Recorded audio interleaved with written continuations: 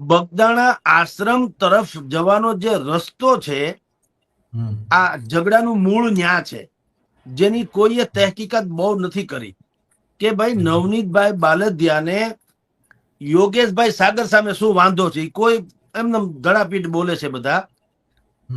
માયાભાઈ આહિરે મુંબઈમાં કીધું કે યોગેશભાઈ સાગર એ મેનેજિંગ ટ્રસ્ટી છે એટલું બોલ્યા, એમાં બધું હળગ્યું. પણ કોઈ તપાસ નથી કરતું કે એમાં નવનીતભાઈને શું વાંધો. નવનીતભાઈ તો ટ્રસ્ટી તો છે નહીં. તો ધારો કે વાંધો હોત તો એ બગદાણા ટ્રસ્ટને વાંધો હોય ને. નવનીતભાઈ તો પૂર્વ સરપંચ છે, અથવા તો એ બગદાણાના સેવક છે આશ્રમના. પણ એને વાંધો શું કામ લીધો? કારણ કે ઘણા લાંબા સમયથી એને ટ્રસ્ટ સાથે પણ એક ડખો ચાલે છે નવનીતભાઈને.